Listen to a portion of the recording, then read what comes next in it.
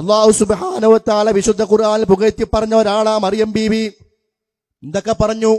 ഇന്നല്ലാഹ അസ്തഫാകി വതഹറകി വസ്തഫാകി അലാ നിസാഇൽ ആലമീൻ. അല്ലാഹു നിങ്ങളെ തിരഞ്ഞെടുത്തിരിക്കുന്നു. അല്ലാഹ് മഹത്വപ്പെടുത്തുകയാണ്, മഹത്വം നൽകുകയാണ്. അല്ലാഹുവിന്റെ വിശേഷണമാണ്. പിന്നെയോ വകാനത്ത് മിനൽ ഖാനിതീൻ, അടങ്ങി ഒതുങ്ങി ജീവിക്കുന്ന തഖ്വയുള്ള അനുസരണയുള്ള മഹദിയായിരുന്നു. ഇന്നഹാ സിദ്ദീഖ, അവർ സത്യസന്ധയായിരുന്നു. ഇങ്ങനെ പല മഹത്വങ്ങളും ഖുർആനിലും ഹദീസിലൊക്കെ കാണാം. ആ മറിയം ബീവിയെ വിളിച്ചു പ്രാർത്ഥിക്കുന്നവൻ ഇസ്ലാമിന്ന് പുറത്താണ്, ക്രിസ്ത്യാനിയാണ് എങ്കിൽ ഒരു പേരറിവില്ല, മശൂറും കുറവില്ല, ബഹുമാനരൊക്കെ പെറ്റ നാട്, വെളിയങ്കോട്ടും മറുകാലി കുഞ്ഞിമരക്കാർ ഷഹീദോരും. അങ്ങനെയാണല്ലോ, ഊരും தெரியாது, പേരും தெரியாது, എങ്കെന്ന് വന്ന് എങ്ക പോകരുത് ഒന്നുമേ தெரியாது. അങ്ങനത്തെ ഒരു മഹദി അവിടെ മുനമ്പത്ത് വന്നിട്ട് അവിടെ നമ്മൾ മക്ബറയുണ്ടാക്കിയിട്ട് നമ്മുടെ പ്രശ്നങ്ങൾ വരുമ്പോ ആ മക്ബറക്ക് മുമ്പിൽ പോയി പറയുന്നവൻ മുസ്ലിം. അവിടെയുള്ള പെട്ടിയിൽ, സ്വന്തം വീട്ടിലെ പെട്ടിയിലെ പണം പോയാൽ ആ പണം കിട്ടാൻ വേണ്ടി അവിടുത്തെ പെട്ടിയിൽ പണം കൊണ്ടുപോയി ഇടുന്നവൻ മുസ്ലിം. അവിടെ പോയി ആ മുനമ്പത്തെ ബീബിയോട് പ്രാർത്ഥിക്കുന്നവൻ മുസ്ലിം. അത് എന്തിന്റെ മാനദണ്ഡത്തില? ചില കാര്യങ്ങളൊക്കെ ചിന്തിക്കണ്ടേ? നമ്മൾ അവർ വഹാബികളാണ്, അവർ പുത്തൻവാദികളാണ്, അവർ പറയുന്നത് കേൾക്കരുത് എന്നൊക്കെ നമ്മൾ പലപ്പോഴും ചിന്തിക്കുകയും പറയുകയും ചെയ്തിട്ടുണ്ടെങ്കിലും ഈ പോയിന്റ് നിങ്ങളൊന്ന് ആലോചിക്കിൻ. ഈസാ നബിയുടെ ഉമ്മയെ വിളിച്ച് പ്രാർത്ഥിക്കുന്നവൻ, മറിയം ബീവിയെ രക്ഷിക്കണേ എന്ന് പറയുന്നവൻ ക്രിസ്ത്യാനിയാണ്, വനമ്പത്തെ ബീവിയെ കാക്കണേ എന്ന് പറയുന്നവൻ മുസ്ലിമുമാണ്. അങ്ങനെയാണോ ഇസ്ലാം പഠിപ്പിച്ചത്? അല്ല, അത് ഇസ്ലാമിന്റെ വിശ്വാസമല്ല. നബി സല്ലല്ലാഹു അലൈഹി വസല്ലമക്ക് മുമ്പ് കഴിഞ്ഞുപോയ സകല നബിമാരും പഠിപ്പിച്ച ഏകനായ റബ്ബിനെ മാത്രം ആരാധിക്കുക എന്നുള്ള വിശ്വാസം. ആ ആരാധനയിൽ പ്രാർത്ഥനയും പെടും. ആ ആരാധന റബ്ബിന് മാത്രമായിരിക്കണം. അത് കല്ലിനോട് പാടില്ല, അത് മരത്തോട് പാടില്ല, അത് സൂര്യനോട് പാടില്ല, അത് ചന്ദ്രനോട് പാടില്ല. ലാ തസ്ജുദൂ ലിശംസി വലാ ലിൽഖമർ ഫസ്ജുദൂ ലില്ലാഹില്ലദീ ഖലഖഹുന്ന. സൂര്യന്റെ മുമ്പിൽ സുജൂദ് ചെയ്യരുത്, കാരണം അത് സൃഷ്ടിയാണ്.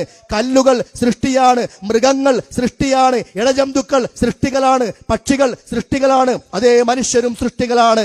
അവർ എത്ര വലിയവരാണെങ്കിലും ശരി, അവർ ഒരിക്കലും സൃഷ്ടാവുകയില്ല.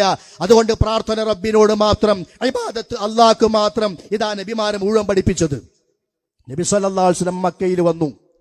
മക്കയിൽ വന്നപ്പോഴോ ആദ്യമായി അല്ലാഹനെ ആരാധിക്കാൻ വേണ്ടി ഉണ്ടാക്കപ്പെട്ട ഇന്ന അവ്വല ബൈത്തിൻ ഉദിഅ ലിന്നാസി ലല്ലദീ ബിബക്ക മുബാറകം വഹുദൻ ലിൽ ആലമീൻ. ലോകത്തിന് മുഴുവൻ അനുഗ്രഹീതമായ ഹുദയുടെ കേന്ദ്രമായ പരിശുദ്ധമായ കഅബാലയം ഇബ്രാഹിം നബിയും മകൻ ഇസ്മായിൽ നബിയും കൂടി ഉണ്ടാക്കി. എന്തിനാ? അല്ലാഹനെ മാത്രം ആരാധിക്കാൻ, അള്ളാഹുവിന്റെ വഹദാനിയത്തിന് വേണ്ടി ആ കഅബാലയം ഉണ്ടാക്കി. കാലം കുറെ കഴിഞ്ഞുപോയി. നബി സല്ലല്ലാഹു അലൈഹി വസല്ലം മക്കയിൽ വന്നിട്ട് ആ കഅബക്ക് അകത്ത് കയറിയപ്പോൾ കഅബയുടെ ഉള്ളിൽ അതിന്റെ ചുമരുകളിൽ ഇബ്രാഹിം നബിയുടെ ചിത്രങ്ങള്, ഇസ്മായിൽ നബിയുടെ ചിത്രങ്ങള്, കഅബയുടെ ചുറ്റും ഇബ്രാഹിം നബിയുടെയും ഇസ്മായിൽ നബിയുടെയും ലാത്തയുടെയും ഉസ്സയുടെയും മനാത്തയുടെയും രൂപങ്ങളും ബിംബങ്ങളും വിഗ്രഹങ്ങളും. ഏത് മക്കയില്? തൗഹീദിന് വേണ്ടി ജീവിച്ച ഇബ്രാഹിം നബിയുടെ മക്കയില്. എന്താ അതിന്റെ അർത്ഥം? ശിർക്ക് സമൂഹത്തിൽ ആവർത്തിക്കും, തൗഹീദിൽ നിന്ന് ആളുകൾ വ്യതിചലിച്ചു പോകും. ആ മുന്നറിയിപ്പ് പ്രവാചകനും നൽകിയിട്ടുണ്ട്. ലാ തഖൂമുസ് സാഅ, അന്ത്യദിനം സംഭവിക്കുകയില്ല. ഹത്താ തൽഹഖ ഖബായിലു മിൻ ഉമ്മത്തി ബിൽ മുശ്രിക്കീൻ, എന്റെ ഉമ്മത്തിലെ ഒരു വിഭാഗം ആളുകൾ മുശ്രിക്കുകളുമായി കൂടിച്ചേരുന്നത് വരെ. മറ്റു ചില ഹദീസുകളിൽ ലാത്തയും ഉസ്സയും ആരാധിക്കപ്പെടുന്നത് വരെ എന്നുപോലും നബി സല്ലല്ലാഹു അലൈഹി വസല്ലമ ഖിയാമത്ത് നാളിന്റെ അടയാളങ്ങൾ പറഞ്ഞിടത്ത് പറഞ്ഞിട്ടുണ്ട്. അപ്പൊ അതിന്റെ അർത്ഥം എന്താ? സമൂഹത്തിലേക്ക് ശിർക്ക് വളരെ പെട്ടെന്ന് കടന്നു വരും, പേടിക്കണം. അതാണ് ഞങ്ങൾ പറയുന്നത്. പക്ഷെ ഇവിടെ പഠിപ്പിക്കപ്പെടുന്നത് എന്താണ്? ശിർക്ക് വരൂല, ഈ ഉമ്മത്തിൽ ശിർക്ക് സംഭവിക്കൂല, അതുകൊണ്ട് പേടിക്കാനൊന്നുമില്ല. നിങ്ങൾക്കറിയാമല്ലോ ചരിത്രം, പറയേണ്ട ആവശ്യമില്ല. ഫിർഔനിന്റെ ആ ധിക്കാര പ്രവർത്തനങ്ങളിൽ നിന്ന് മൂസാ നബി രക്ഷിച്ച് സഹായിച്ച് തൗഹീദിന് വേണ്ടി ചില ആളുകളെ കൊണ്ടുപോയി. ആ തൗഹീദില്ലാത്തവരെ കടലിൽ അല്ലാഹ് മുക്കിക്കൊന്നു. അങ്ങനെ കൊണ്ടുപോയി രക്ഷപ്പെടുത്തിയ ആളുകൾ ഈമാനുള്ളവരാണ്. അവർ ഒരു ഭാഗത്ത് നിർത്തിയിട്ട് തൗറാത്ത് വാങ്ങാൻ വേണ്ടി പോയി. ആ സന്ദർഭത്തിൽ ഒറ്റക്ക് പോകുന്നില്ല, ഇവിടെ ഹാറൂൻ നബി ആക്കിക്കൊണ്ടാണ് പോകുന്നത്. എന്നിട്ടും അവരുടെ കൂട്ടത്തിൽ നിന്ന് ഒരാൾ പശുക്കുട്ടിയെ രൂപമുണ്ടാക്കി ആരാധന തുടങ്ങി. ഇതാ മൂസ റബ്ബിനെ മറന്നുപോയിരിക്കുക, ധന്യ റബ്ബ് എന്ന് പറഞ്ഞ്. ആരാണ് പറഞ്ഞത്? തൗഹീദിന്റെ പേരിൽ രക്ഷപ്പെടുത്തി കൊണ്ടുവന്ന വിഭാഗം ആളുകൾ. എന്താ അതിന്റെ അർത്ഥം? ശിർക്ക് വരാൻ മാസങ്ങളൊന്നും വേണ്ട, ശിർക്ക് വരാൻ കൊല്ലങ്ങൾ വേണ്ട, വളരെ പെട്ടെന്ന് സംഭവിക്കും. അതുകൊണ്ടാണ് ലോകത്ത് അമ്പിയാക്കന്മാർ പഠിപ്പിച്ച ആദർശം വീണ്ടും വീണ്ടും ശേഷമുള്ള നബിമാര് പറയേണ്ടി വന്നത് അതേ ആശയം തന്നെയാണ് മക്കയിൽ വന്ന മുഹമ്മദ് നബി സല്ലല്ലാഹു അലൈഹി വസല്ലമയും പറഞ്ഞത്. എന്താ നബി പഠിപ്പിച്ചത് മക്കയിൽ വന്നിട്ട്? വഅന്നൽ മസാജിദ ലില്ലാഹ് ഫലാ തദ്ഉ മഅല്ലാഹി അഹദാ. പള്ളികൾ അല്ലാഹുവിനുള്ളതാണ്. ഫലാ തദ്ഉ, നിങ്ങൾ ദുആ ചെയ്യാൻ പാടില്ല. വിശുദ്ധ ഖുർആനിലെ വചനങ്ങളാണ് ഞാൻ പറയുന്നത്. ഫദക്കിറു ബിൽ ഖുർആനി മൻ യഖാഫു വഈദ്. അള്ളാഹുവിന്റെ താക്കീതുകളെ ഭയപ്പെടുന്ന ആളുകൾക്ക് ഖുർആൻ കൊണ്ട് നിങ്ങൾ മുന്നറിയിപ്പ് കൊടുക്കൂ എന്നുള്ള അള്ളാഹിന്റെ ഒരു ഉപദേശമുണ്ട്. ആ ഉപദേശം സ്വീകരിച്ചുകൊണ്ട് വേണ്ടവർക്ക് അംഗീകരിക്കാം, അല്ലാത്തവർക്ക് തള്ളിക്കളയാം. ഖുർആനിന്റെ പ്രത്യേകത അത് മനസ്സിൽ വലിയ ഒരു സ്വാധീനമുണ്ടാക്കും, അത് ആരിലും ഉണ്ടാക്കും. അതുകൊണ്ട് ആ ഖുർആൻ കൊണ്ട് താക്കീത് ചെയ്യാൻ പറയുന്നത് നമ്മുടെ വാക്കുകളെക്കാൾ, നമ്മുടെ വിശദീകരണങ്ങളെക്കാളെല്ലാം വലുത്, മനസ്സിനെ പിടിക്കുന്നത് ഖുർആന്റെ വചനങ്ങൾ തന്നെയാ. പണ്ട് അബീസിനിയയിലേക്ക് ഹിജ്റ പോയ സന്ദർഭത്തില് ജാഫർ റളിയല്ലാഹു അൻഹു അന്ന് നജാശി രാജാവിന്റെ മുമ്പിൽ വിശുദ്ധ ഖുർആൻ ഓതി കേൾപ്പിച്ചു.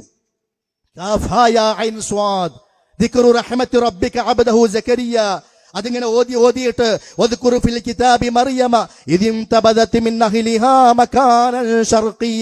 ആ ആയത്തുകൾ ഇങ്ങനെ ഓതിയാണ്. ജാഫർ അള്ളാഹു പറയാ, ഞാൻ നോക്കിയപ്പോ നജാശി കരയുകയായിരുന്നു. നജാശി അന്നൊരു ക്രിസ്ത്യാനിയാണ്, അദ്ദേഹത്തിന് അറബി അറിയില്ല.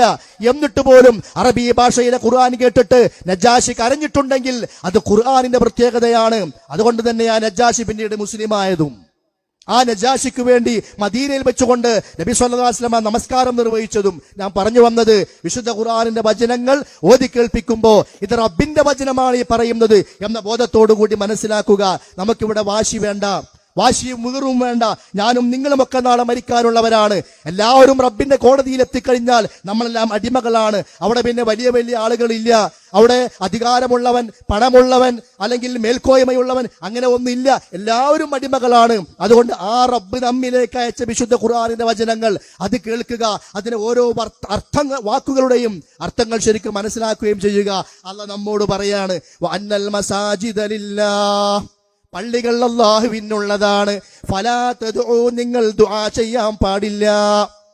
സുഹൃത്തുക്കളെ, അല്ലാഹു പറയാണ് ദുആ ചെയ്യാൻ പാടില്ല. പിന്നെ അതിനപ്പുറം ചിന്തിക്കാനില്ലല്ലോ. ആരോട് ദുആ ചെയ്യാൻ പാടില്ല? മഅല്ലാഹി, അല്ലാഹുവിനോടൊപ്പം മഹദ, ഒരാളെയും.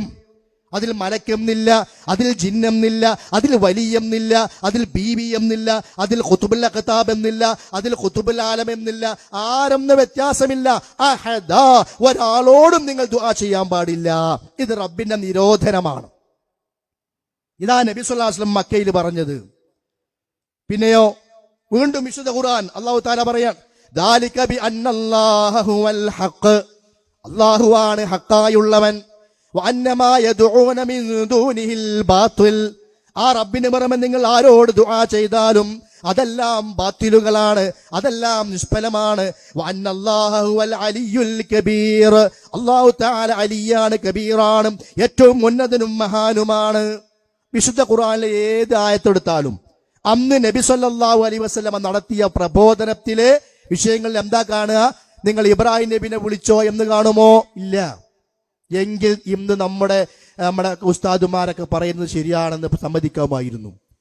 വിശുദ്ധ ഖുർആനിൽ നബി നടത്തിയ ആ ദഅവത്തുമായി ബന്ധപ്പെട്ട ഏതെങ്കിലും ഒരു വിഷയത്തില് ഇതാ നിങ്ങൾ ഇബ്രാഹിം നബിയെ ഒരു തവണ വിളിച്ചോളൂ, ഇസ്മായിൽ നബിയോട് സങ്കടം പറഞ്ഞോളൂ, മൂസാ നബിയോട് കാര്യം പറഞ്ഞോളൂ, അല്ലെങ്കിൽ ഇന്ന നബിയോട് പറഞ്ഞോളൂ.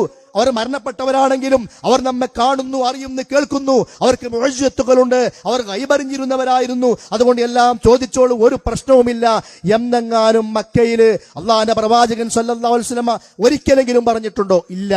ഒരിക്കലെങ്കിലും പറഞ്ഞിട്ടുണ്ടായിരുന്നെങ്കിൽ പിന്നെ ബദറിന്റെ വിഷയം വരുമായിരുന്നില്ല, ഉഹദ് വരുമായിരുന്നില്ല. മക്ക വിട്ട് സ്വഹാബത്തിന് ഓടിപ്പോകേണ്ടി വന്നു, അല്ലേ?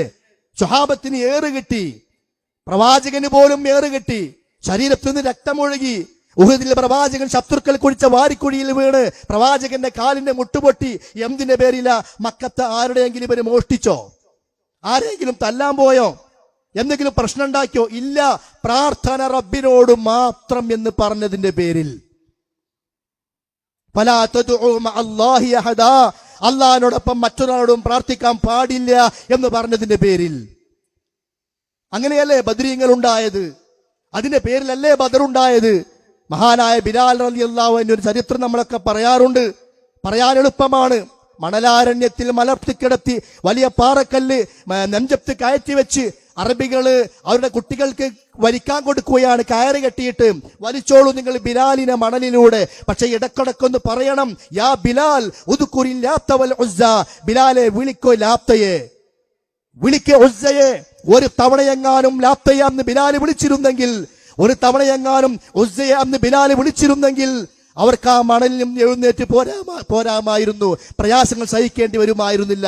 പക്ഷെ ബിലാലിന്റെ മറുപടി എന്താ? അഹദ്, ഇല്ല, ഞാനിനി ആരും വിളിക്കൂല. എന്താ കാരണം? ഞാൻ ലാ ഇലാഹ ഇല്ലല്ലാഹ് പറഞ്ഞവനാണ്.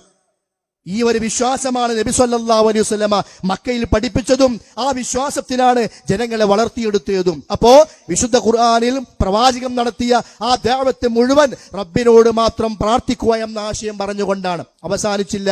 റബ്ബിനോട് മാത്രമേ പ്രാർത്ഥിക്കാവൂ എന്ന് മാത്രമല്ല, അല്ലാഹ് ഇതുകൂടി പറഞ്ഞു, ശിർക്ക് ചെയ്യാൻ പാടില്ല. ഒരുപാട് വചനങ്ങളിലൂടെ. അപ്പൊ എന്താ ശിർക്ക് ചെയ്യാന്ന് പറഞ്ഞാൽ? അതുകൂടി മനസ്സിലാക്കണല്ലോ. ആളുകൾക്കിടയിൽ തെറ്റിദ്ധാരണയുള്ള അടിസ്ഥാനപരമായ വിഷയങ്ങളാണിത്. ശിർക്ക് ചെയ്യാൻ പാടില്ല എന്ന് പറഞ്ഞാല് അള്ളാനെ പോലത്തെ വേറെ അല്ല ഇവിടെ ഉണ്ട് എന്ന് പറയലല്ല, രണ്ട് അല്ല ഉണ്ടെന്ന് പറയലല്ല. അങ്ങനെ ലോകത്ത് അള്ളാനെ പോലെ വേറെ അല്ല ഇവിടെ ഉണ്ടെന്ന് ആരും പറഞ്ഞിട്ടില്ല. അപ്പൊ നോക്കുകയാണെങ്കിൽ ലോകത്ത് ശിർക്ക് തന്നെയല്ല, അതല്ല ശിർക്ക്. ശിർക്ക് എന്ന് പറഞ്ഞാൽ അള്ളാഹുവിന് മാത്രമുള്ള വിശേഷണങ്ങൾ, അത് റബ്ബിന് മാത്രമേയുള്ളൂ. അത് വേറൊരാൾക്ക് ഉണ്ടെന്ന് പറഞ്ഞാൽ അത് വിശേഷണങ്ങളിൽ പങ്കുചേർക്കലാ, ശിർക്ക് ചെയ്യലാണ്. ഏതുപോലെ? എല്ലാം കാണുന്നവൻ ആരാ? അള്ളയാണ്, അല്ലേ? മറഞ്ഞ കാര്യങ്ങൾ അറിയുന്നവൻ ആരാണ്? അത് അള്ളയാണ്. അള്ളാഹ്ക്ക് പകലെന്ന വ്യത്യാസമില്ല, രാത്രി എന്ന വ്യത്യാസമില്ല, കടലെന്ന വ്യത്യാസമില്ല, കരയെന്ന വ്യത്യാസമില്ല. അള്ളാഹ്ക്ക് ഗൈബെന്ന വിഷയമില്ല. എല്ലാം അവൻ കാണും, എല്ലാം അവൻ അറിയും. ഇത് റബ്ബിന്റെ മാത്രം വിശേഷണം. അത് ഇന്ന ആൾക്കുണ്ടെന്ന് പറഞ്ഞാലോ അവൻ ശിർക്ക് ചെയ്തു, ആ വിഷയത്തിൽ ശിർക്ക് ചെയ്തു. ആ ശിർക്കാണ് ഇന്നിവിടെ നടന്നുകൊണ്ടിരിക്കുന്നത്. യാമൻ അലാ ഫറഅ മാ ഫിൽ ഗുയൂബി വമാ തഹത الثرى وظلا من الليل منسدل أنت الدليل لمن حارت مذاهبه أنت الغياث لمن ضاقت به الحيل. ഇത് ഖുർആന്റെ ആയത്തല്ല, മടവൂരിന്റെ മൗലിദാ. സി എം മടവൂരിന്റെ പേരിൽ ഉണ്ടാക്കപ്പെട്ട സി എം മൗലിദാണിത്. എന്താ പറയുന്നത്? യാമൻ അലാ ഫറഅ മാ ഫിൽ ഗുയൂബി വമാ തഹത الثرى وظلا من الليل منسدل. മറഞ്ഞ കാര്യങ്ങൾ അറിയുന്ന മടവൂരെ, ഭൂമിക്കടിയിലെ കാര്യങ്ങൾ അറിയുന്ന മടവൂരെ, ഇരുട്ടിനുള്ളിലുള്ള കാര്യങ്ങൾ അറിയുന്ന മടവൂരെ. ഈ വിശ്വാസം ഉണ്ടെങ്കിൽ തന്നെ പോയില്ല, ഇനി വിളിക്കൊന്നും വേണ്ട. മനസ്സിലായോ എവിടെയാ അപകടം? എന്താ ശിർക്ക്? അള്ളാനെ പോലെ വേറെ അല്ലണ്ടെന്ന് പറയലല്ല ശിർക്ക്. അള്ളാഹ്ക്ക് മാത്രമുള്ള വിശേഷണങ്ങൾ എല്ലാം കാണുക. ലോകത്തൊരു സൃഷ്ടിക്കും അതില്ല. നബി സല്ലല്ലാഹു അലൈഹി വസല്ലമക്ക് പോലും സാധിച്ചിട്ടില്ല എല്ലാം കാണാൻ. എന്നാൽ അല്ലാഹു തആല വഹയിലൂടെ അറിയിച്ചു കൊടുക്കുന്നതുണ്ട്, അത് നബിമാർ അറിയും, അത് മറ്റൊരു വിഷയം. അതല്ലാതെ എല്ലാം കാണാനുള്ള കഴിവ്, സമീ, അലീം, ലത്തീഫ്, ഖബീർ, അത് റബ്ബ് മാത്രമാണ്. പക്ഷേ ഇവിടെ വിശ്വാസത്തിൽ ശിർക്ക് പഠിപ്പിച്ചുകൊണ്ടിരിക്കുക. നമ്മൾ അറിയാതെ അതും ചൊല്ലും. സി എം മടവൂരിന്റെ മൗലിദല്ലേ, അത് മദ്ഹല്ലേ, ഉസ്താദുമാര് പറഞ്ഞതല്ലേ, എന്താ ചൊല്ലിയാ കുഴപ്പം? നമ്മളിങ്ങനെ ചൊല്ലുകയാണ്. എന്താ ചൊല്ലുന്നത്? ഭൂമിക്കടിയിലെ കാര്യങ്ങൾ അറിയുന്ന മടവൂരെ. അറിയോ? ഇല്ല. ആ വിശ്വാസം പിഴവിന്റെ വിശ്വാസമാണ്. നിങ്ങൾ വിശ്വസിച്ചാലും ശരി, ഇല്ലെങ്കിലും ശരി, അത് ശിർക്കിന്റെ വിശ്വാസമാണ്. സഹോദരങ്ങളെ, അല്ലാഹു തആലയുടെ സംബന്ധിച്ചിടത്തോളം ആകാശം ഉണ്ടാക്കാൻ, ഭൂമി സൃഷ്ടിക്കാൻ ഒരു പ്രയാസമുള്ള കാര്യമല്ല. ഖുർആൻ തന്നെ പറയുന്നുണ്ട്, ഇവയെ സൃഷ്ടിച്ചത് കൊണ്ട് അള്ളാഹ്ക്ക് ക്ഷീണം വന്നിട്ടില്ല, ഇനി ഇവയെ സംരക്ഷിച്ചു കൊണ്ടിരിക്കുന്നു, അള്ളാഹ്ക്ക് അതിൽ ഭാരമില്ല. വലാ യഊദുഹു ഹിഫ്ളുഹുമാ, ആകാശഭൂമികളുടെ സംരക്ഷണം അള്ളാഹ്ക്ക് ഭാരമുണ്ടാക്കുന്നതല്ല. കാരണം അവനെന്താ? അവൻ എല്ലാറ്റും കഴിവുള്ളവനാണ്, ഖദീറാണ്. അള്ളാഹ്ക്ക് ഒന്നും സൃഷ്ടിക്കാൻ ക്ഷീണിക്കേണ്ടതില്ല, വിയർക്കേണ്ടതില്ല, പ്രയാസപ്പെടേണ്ടതില്ല. കാരണം ഇന്നമാ അംറുഹു ഇദാ അറാദ ശൈഅൻ അൻ യഖൂല ലഹു കുൻ ഫയകൂൻ.